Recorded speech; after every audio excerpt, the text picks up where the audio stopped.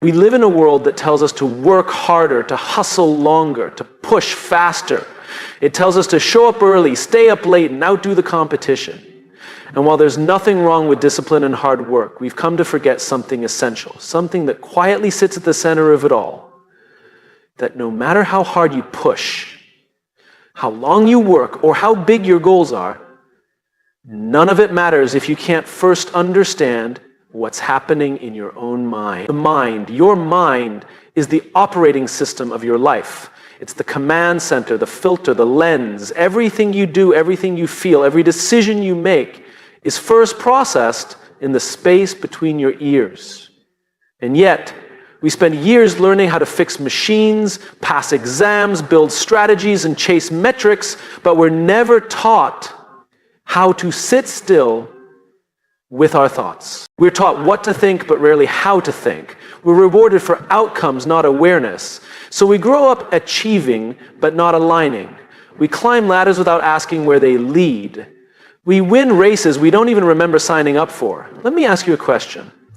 When was the last time you truly examined the quality of your thoughts? Not just what you were thinking about, but how you were thinking. Was it reactionary? Was it fearful? Was it distracted? Or was it deliberate, intentional, clear? Most of us operate on autopilot. We wake up and immediately check our phones, scroll through someone else's life, take on someone else's urgency, absorb someone else's fear, and then we wonder why we're anxious, why we're unfocused, why we're tired. We've handed over the keys to our minds without realizing it. And here's the truth. If you don't control your mind, something else will. That might be fear, that might be comparison, that might be someone else's agenda, but it will be something. Because the mind doesn't like to sit idle. It will fill the space with whatever is loudest. If you're not guiding it, it will wander into places you never meant to go. And when the mind is left unchecked, the same story plays on repeat. I'm not good enough, I'll never be ready, they're better than me, I always mess things up. These thoughts aren't facts, but left unexamined, they become beliefs. And beliefs shape behaviors, behaviors shape outcomes. So it's no exaggeration to say this. Your future begins with a thought. Think about it. Every great invention, every movement, every innovation in history began as a single thought. The airplane, the internet, human rights, they all started as an idea. So did every war. Every act of hatred, every moment of destruction, all of it begins in the mind. This is why learning to control your mind isn't just a mental health tool. It's a leadership tool, a parenting tool, a relationship tool, life tool. Because when you understand your mind, you understand your reactions. You recognize your patterns. You start to see when you're being driven by fear or ego or insecurity, and instead of reacting, you can choose. That's the difference. That's the power. When you learn to control your mind, you don't become emotionless. You become intentional.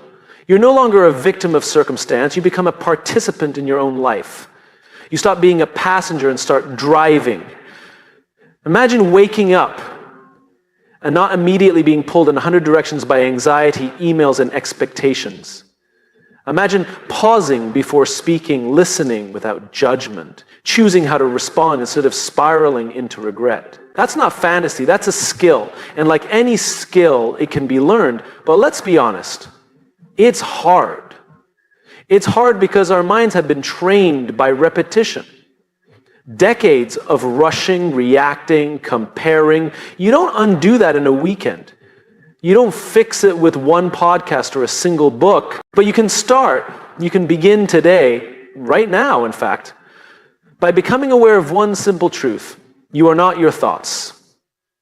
You are the observer of your thoughts. That tiny shift in perspective is where it all begins. When you realize that your thoughts are not facts, you create space. And space gives you options. You can question the fear, you can replace the comparison, you can reframe the doubt. And when you do that, you stop living on default. You start living on design. You get to decide what matters. You get to choose your values. You get to decide how you show up for your team, your family, your mission. And you do all of that not by controlling the world, but by learning to lead the one thing you can control, your own mind.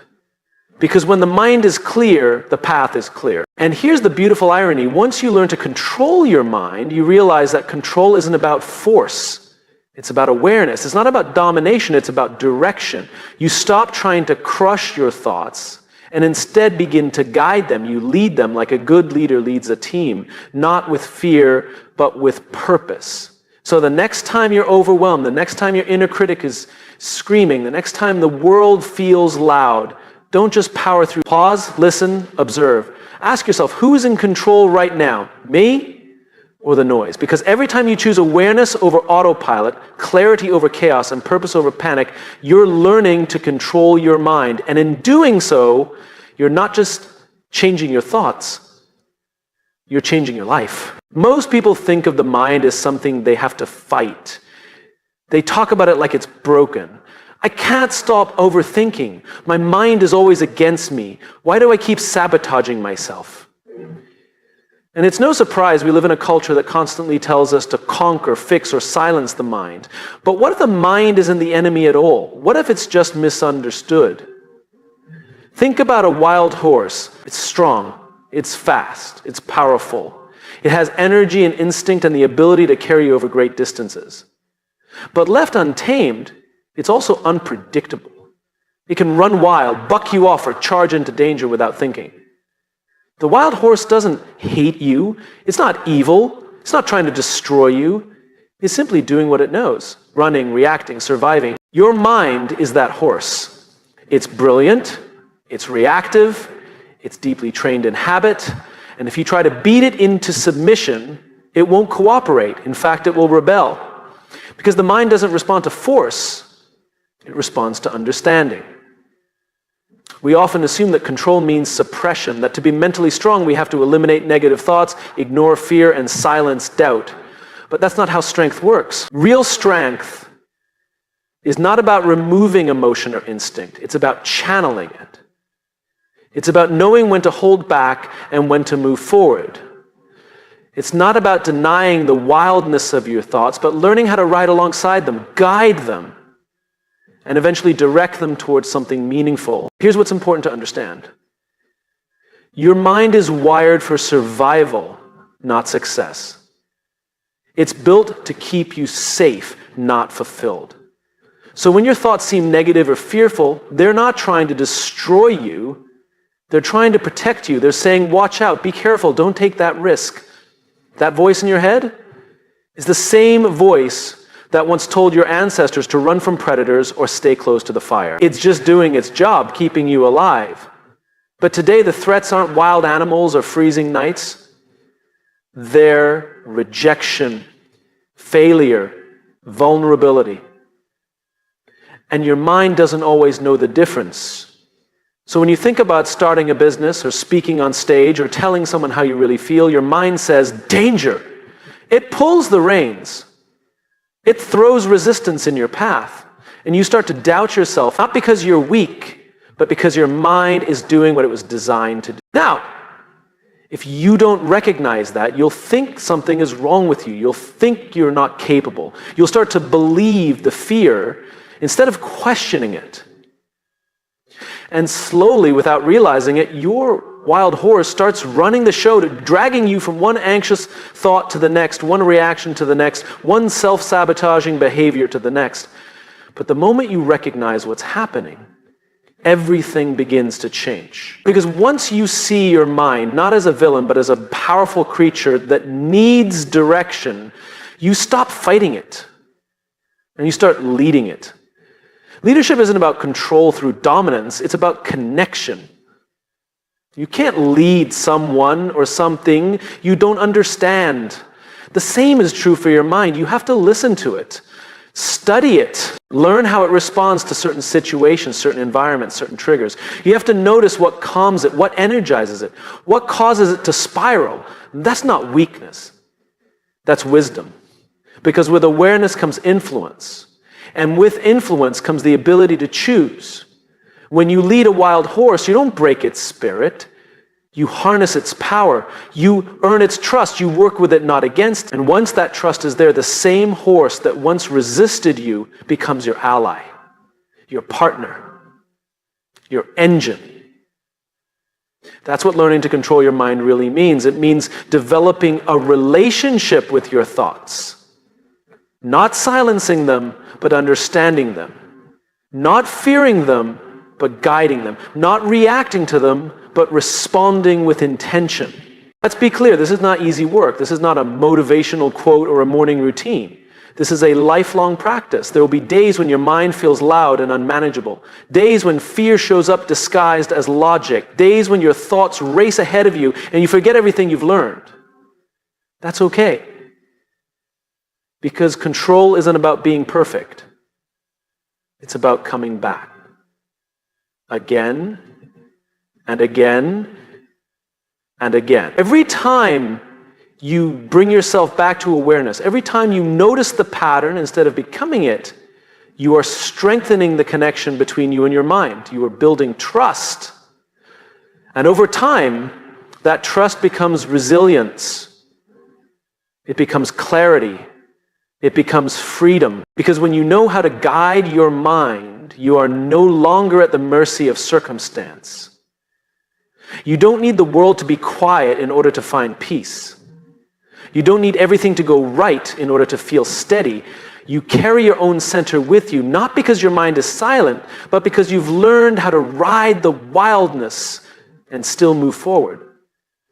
Imagine what's possible when your energy is no longer wasted on internal conflict. When you stop wrestling with your own thoughts and start directing them toward what matters, that's when creativity flows. That's when leadership sharpens. That's when relationships deepen. Because you're no longer reacting from fear, you're responding from purpose.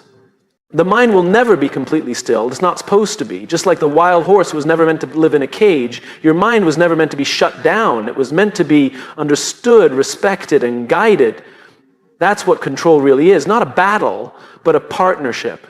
And once you master that partnership, once you truly learn how to lead your mind, everything else becomes possible. The fear doesn't disappear, but it no longer decides. The doubt doesn't vanish, but it no longer leads. And the wild horse, it doesn't run wild anymore. It runs with you. Powerfully, purposefully, freely. And that is when the real journey begins. There's a word we've been conditioned to fear. Discipline. It sounds harsh, cold, rigid, like something you're forced to do, not something you choose. For many, discipline brings back memories of punishment, of rules enforced, timeouts given, voices raised. So we grow up with this idea that discipline is the opposite of freedom, that freedom is doing whatever you want, whenever you want, that freedom means no structure, no rules, no boundaries. But what if the opposite is true?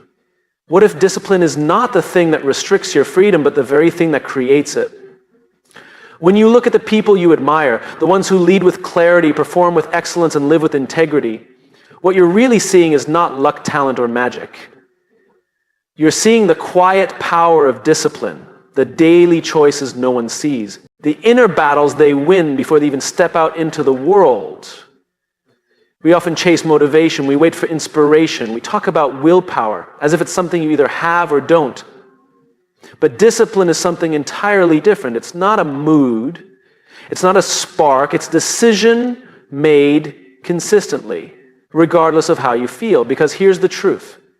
Your mind will not always want what's good for you. It will choose comfort over growth, pleasure over progress, short-term relief over long-term fulfillment. And if you let it, it will run your life by whatever feels easiest in the moment.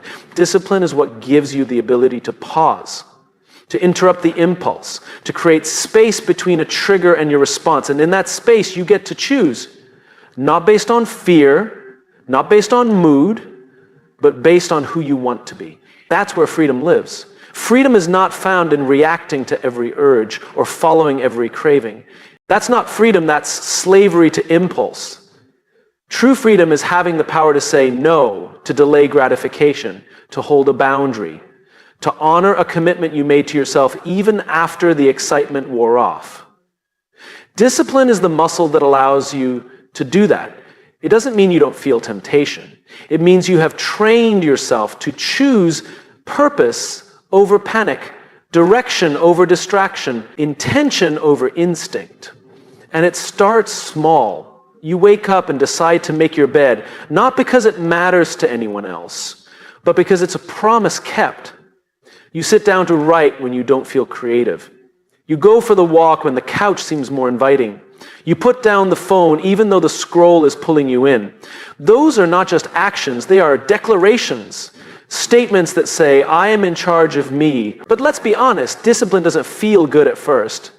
It feels uncomfortable, boring, frustrating, because it asks you to act in alignment with your future self, not your current mood.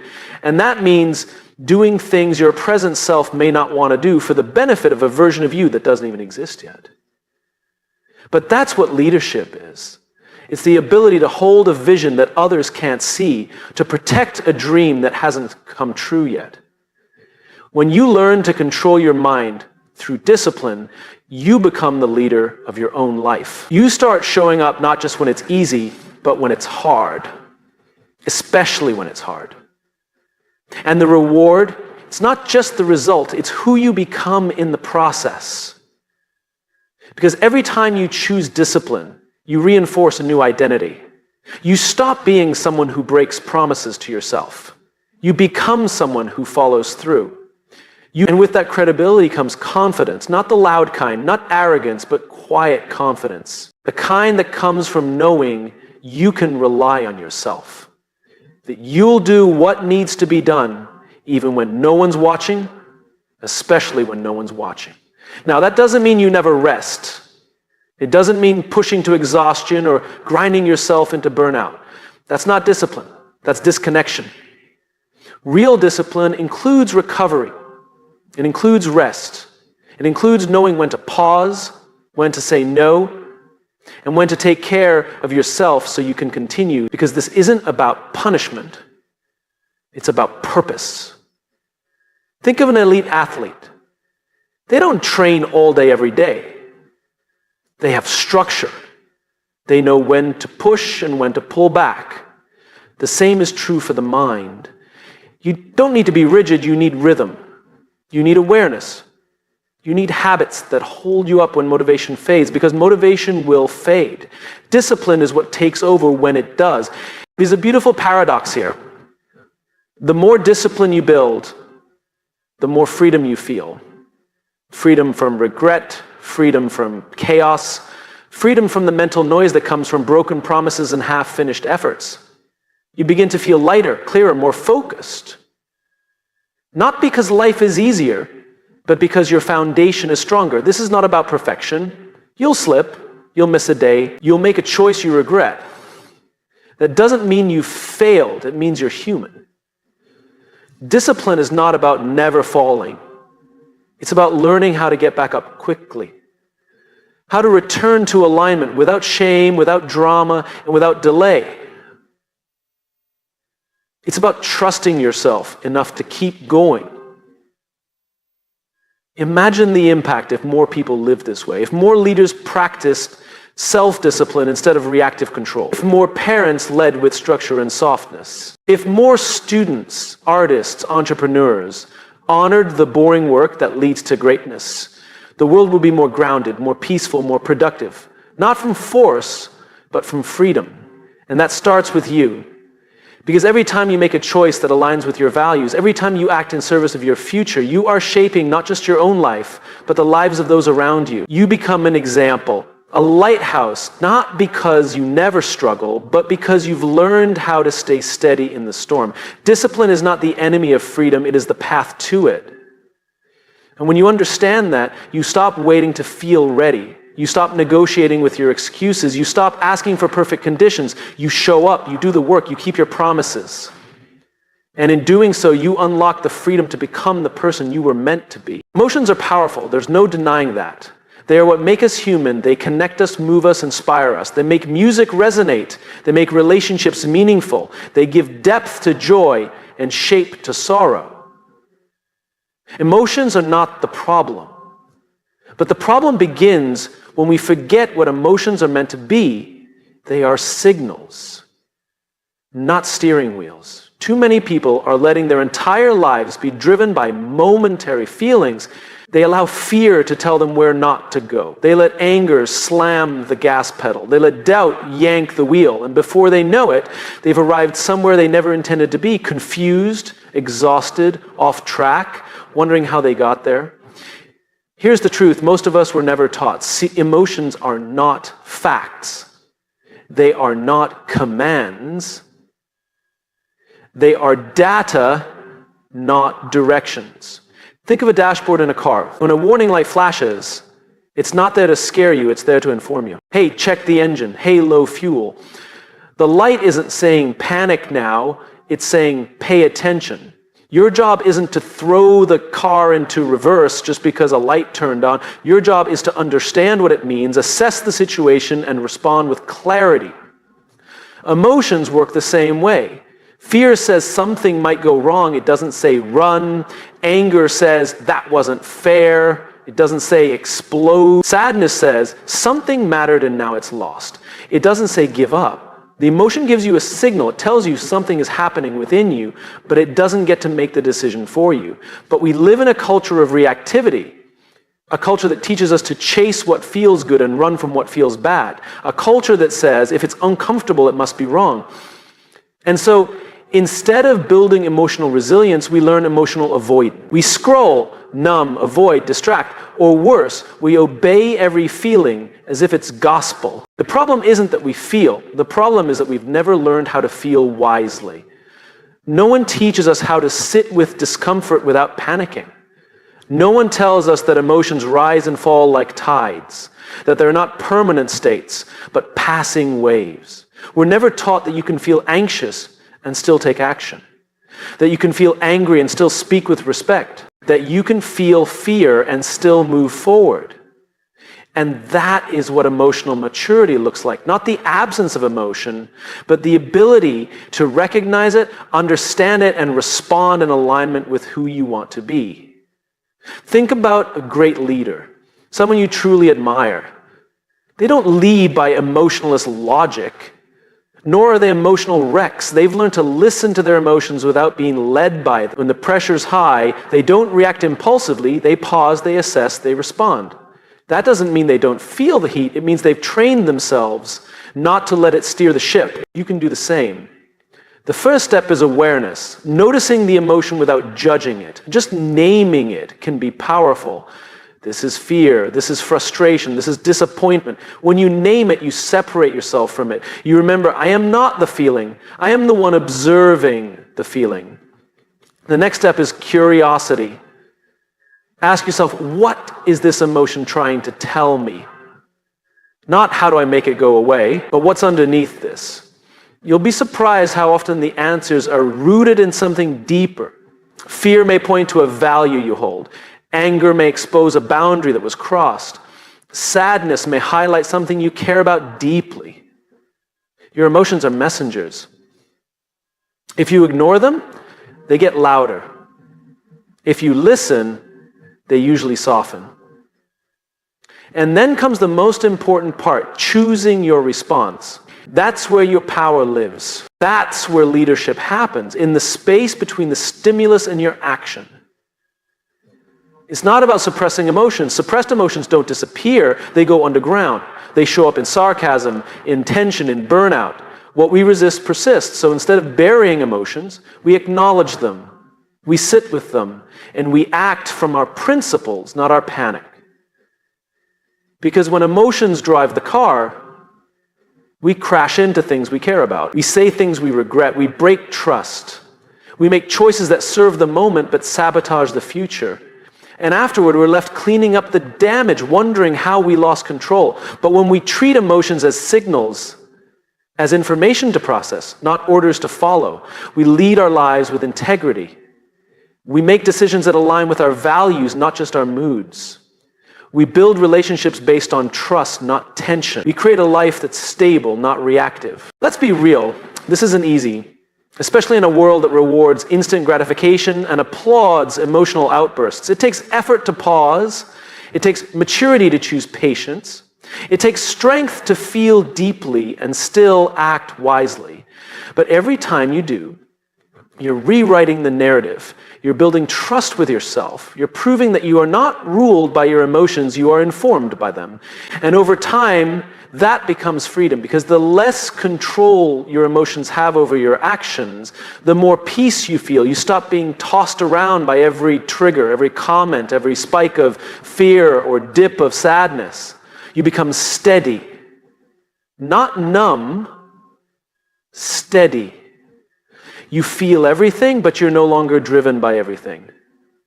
You're behind the wheel, and your emotions, they're in the passenger seat. Noticed, respected, but no longer holding the map. And that is where true control begins. We've all done it. We've said things like, I'll start when I'm ready, or I'll move forward when I feel more confident, or now's not the right time. We wait. We wait for clarity. We wait for certainty. We wait for permission, even if we don't realize it. But here's the problem. That moment we're waiting for, that perfect feeling of readiness, often never comes. And that's one of the most costly beliefs we carry, the idea that we have to feel ready in order to take control of our lives. Let's think about what it actually means to feel ready. It usually means we're hoping for a moment when the fear goes away, when we feel brave and clear and strong and calm, when the unknown feels known, when the risk feels comfortable. But that moment doesn't happen at the beginning. It happens later, after we've already started. You see, readiness is not the requirement for action. Action is the path to readiness. If you look at the people who have made a difference in the world, whether they're building companies, raising strong families, creating art, or standing for something they believe in, they didn't start because they felt completely ready. They started because they were willing to move even while they felt unsure. That's the difference. The ability to begin not when you feel certain, but when you feel called. Feeling ready is not what makes you capable. Willingness is. It's the willingness to stand up even when your knees are shaking. The willingness to take the first step, even if you don't know where the second will lead. It's not confidence that starts the journey. It's courage. And courage is in the absence of fear, is acting with the fear still present. Think about this. A child doesn't wait to feel ready to learn how to walk. They stumble, they fall, they wobble and bump into furniture. But they keep going. Not because they're fearless, but because something inside them says, try again. And slowly, through failure and friction, they become steady. That's how growth works. Not from perfection, but persistence. But somewhere along the way, we forget that. We start to believe the myth that real strength is found in total preparation. We think we need more knowledge, more time, more support. And while preparation has its place, it can easily become procrastination in disguise. It can become the way we delay the discomfort of actually beginning. The truth is, if you're waiting to feel completely confident, you may never start. Confidence comes from doing. It comes from evidence, from trying and learning and adapting. You don't become a great speaker by reading about public speaking. You become one by stepping onto the stage. You don't become a resilient person by thinking about courage. You build it by acting in hard moments, even when you're afraid. So much of what holds us back is not our actual ability, it's our relationship to discomfort. We think that if we feel resistance, it must be a sign to stop. But often, it's a sign that we're exactly where we need to be. On the edge of growth, the discomfort isn't the danger, it's the doorway. And control, real control, starts when we walk through that doorway, not by waiting for the fear to vanish, but by learning how to carry it. Not by pretending to be fearless, but by showing up in spite of it. There's a moment in everyone's journey when they realize no one is coming to hand them the perfect moment. There is no ideal version of yourself waiting in the future with a cape and a checklist. There's just you right now and the next decision you get to make. That's where power lives, in choosing action over avoidance, in choosing movement over mental rehearsal, in choosing to show up messy, uncertain, but present. You do not need to be 100% sure to start. You just need to be 10% brave. Brave enough to try. Brave enough to fail. Brave enough to stay with the process even when the outcome is unclear. And yes, failure is part of it. You will fail. It's not a threat, it's a promise. But failure is not the opposite of progress, it's a prerequisite for it. Every mistake gives you data. Every stumble gives you insight.